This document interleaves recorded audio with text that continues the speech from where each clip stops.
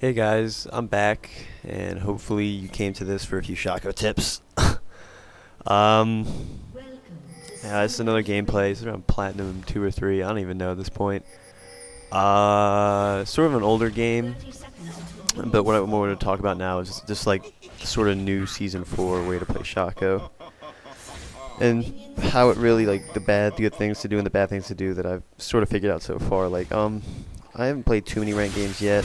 Been sort of down on ranked. I think my ranked win rate right now is like 47%. Thankfully, I had an MMR high enough last season to keep me in like really high part of platinum. But yeah, so I think I'm like 6 and 7 a shock or 5 and 7, and the games I lose, I've noticed a very distinct pattern. I think the new passive on the Spirit of the Elder Lizard is pretty great, and I think you should get it. I just don't agree with the starting Machete in 5. I don't find that to be a good start at all. I think, well, with the way I play, and I like to do like a sort of like 3 buff start, I go start at my red, and I go to whatever buff they didn't start at and wait for them. And I invade, either take the buff if they don't show up soon enough, or I invade and kill them, or make them burn a summoner and then take the buff. And I ended up getting 3. I go to like my red, their blue. I either kill them and get a refresh on my red and then take their blue, or I pop a summoner and just get the blue. And so then I go back to my blue. And the only way they can really outplay this style is if they ward their opposite buff, which you can usually get away with red trinket and just clear it and make sure no one can see you, or as if they have the intuition to invade you, which they rarely do. And so one of the reasons I don't like starting with Spirit of the Elder Lizard, not starting with Machete and building Spirit of the Elder Lizard first thing, is I think it makes Shaco really squishy. The way I play Shaco, I think my page right now I'm using is 21.9, and I have attack speed, armor, AD, and move speed quints.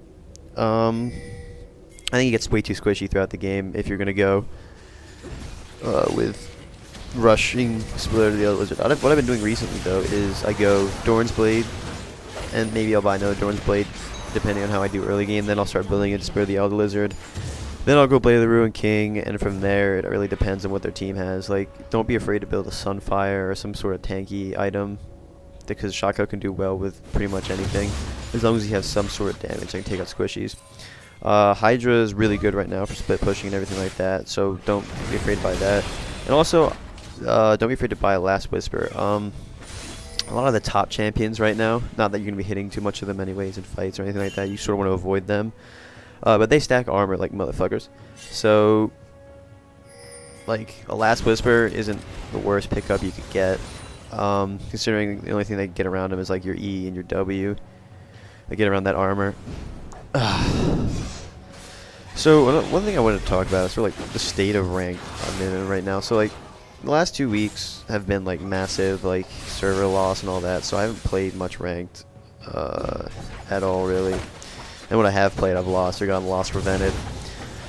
But like I feel like what's happening now is there's just a lot of people who are just way too impatient. Like last season I didn't even notice this. Like once I got past like gold last season and I started getting to high platinum and low diamond, I felt as if like sort of like the quote unquote trolls were left behind and I can just play and have fun. But now I find people just writing as soon as they get a chat like I'm going mid or I'm feeding, and people just literally just like giving up on the game at like 15 minutes. Like say our top laner's having a tough game, which this happened to me before. And he's like not doing so great. The enemy Tryndamere fed or whatever, some kind of hard carry, and you just like the entire team just seems to turn on him. And then I'm not saying it's right for him to do, but he just leaves the game. Like what he should do in that situation is just mute us, but like mute his team. But like when you have 3 people attacking you, and it's just like awkward for me to watch in a lot of situations because I know what's gonna happen, and I think the other guys on our team do. But like at this point, they're just so frustrated. Maybe they're on loss streaks or something that they just like feel the need to just like lash out if someone does bad, and I don't think that's a really like a good thing to do. So I think like I mean I can tell you all these things about how like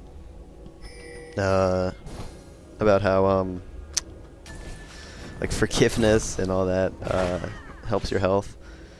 But I mean, I know you can get mad at League. I've gotten mad at League. We've all gotten mad at League. We've all been that guy we've hated before, that one ridiculous guy. But like for the most part, I think the people who I appreciate and I hope watch my videos are the ones who are like level-headed and generally pretty like I don't know, calm. I don't really know. But I do know that if you're the guy who writes in chat like GG top fed or something like that, then I don't want to play with you. I don't want to play in a ranked game with you. I think you're the reason anybody even thinks bad about the community. And for the most part, I think the community's fine. I just think the vocal majority are a bunch of dicks. And those are the ones you hear. You never really think about the comments where someone actually giving constructive criticism. Just we instantly turn to the one where it's like, Riot sucks dick, GG, something like that. It's just what stands out of the crowd. Sorry, I just got a drink of water. One of the other topics I wanted to talk about before I end this video, which actually isn't that soon at all, is like champions who Shaco doesn't want to go up against today. Like, for the most part, I usually stick by the fact that Shaco is pretty good against anyone and can go up against like really any matchup as long as he plays his cards well, which is one of the reasons Shaco is so interesting. It's like the reason I like playing him, even though you don't do well every now and then. I could be going like 20-0 and ranked as in, but I like playing like interesting champions who provide like a different outcome game. But besides the point, champions who I've really just like who are in the meta top lane now, I said a little bit before, just make Shaco's life hell on earth. Like for example, Dr. Mundo and his ult is just like there's no way past level like 11 Shaco can kill him at all. Like you have Ignite, that's great. He's running at like 5,000 miles an hour, regenerating health, probably has like a Randwin's or a Cloth or a Sunfire Cape. He's someone who just Shaco hates. Shyvana I have found to be a massive pain in the butt. It's like anyone like that. So I usually leave killing the tanks at 80 carries, and a way you can get that done is getting the 80 carries ahead. I've been yelled at a few games for like kind of just condemning top lane to their fate, even if they're behind. But for the most part, I don't gang top lane because it's not much I can do to help them. Like it's sort of a lost cause at some point when I can't really do much to kill a like 2-3-0 Shyvana who's got like a cloth armor and presses W and runs at 5,000 miles an hour just like Mundo. I mean, yeah, it's a good rank strategy, but you gotta be careful if you piss off the wrong people.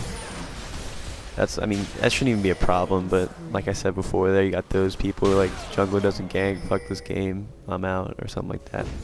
And then if you do go top, make sure to take that tower. Like that's another thing I've noticed I haven't been doing is when I gank a lane,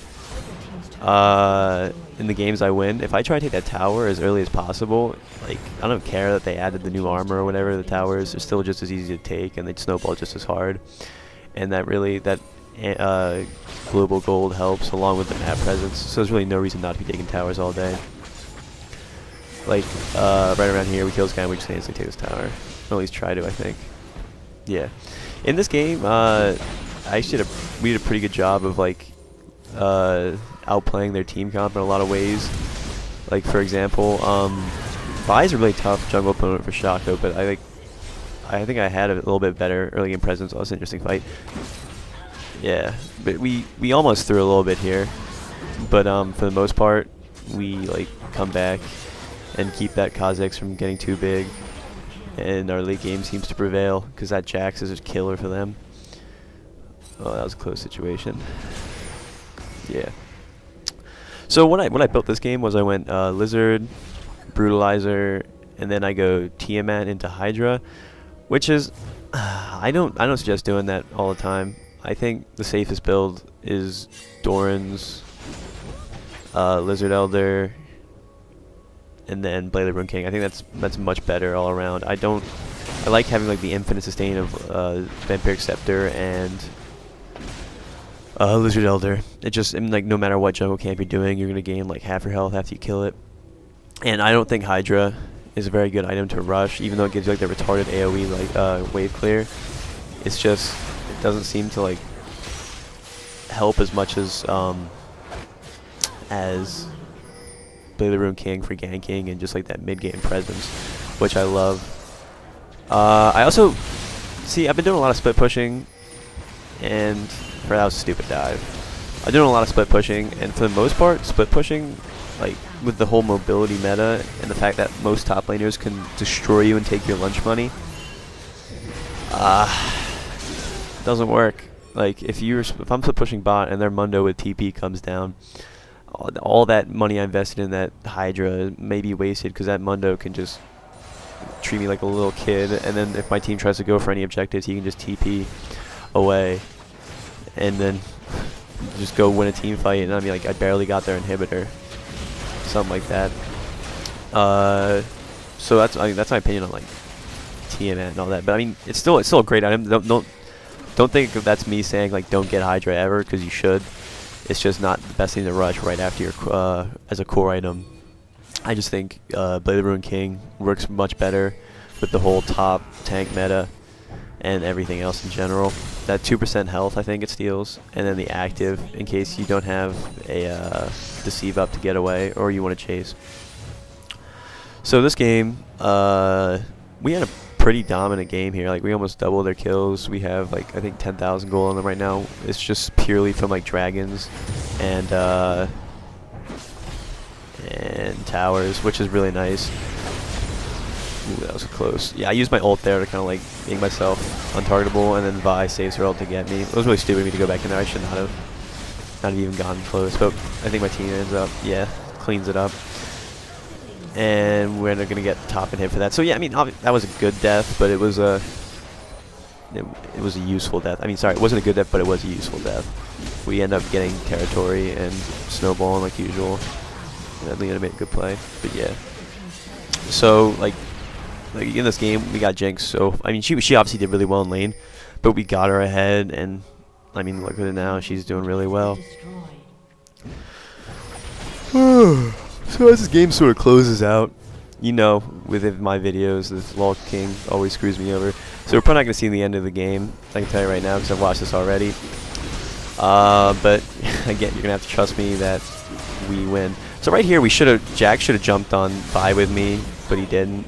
And I missed the smite, which is obviously, I'm not blaming Jax, it's my fault that I missed the smite there, but we could have done some great things. I mean, it doesn't matter though. A 4v5 at, what is this, like 25 minutes, 30 minutes, and we're this far ahead. Even if they have Baron, they're missing a person, and we're just going to push all day. And so we end up getting an inhib for Baron, which I'll take any day of the week. And then I think we end up winning this fight. They just completely ignore me, go for Jinx, and I'm just here hammering away on them. And we finish off Leona, and it's going to end right here, guys. I'll see you. Hopefully not in 2 weeks. Bye.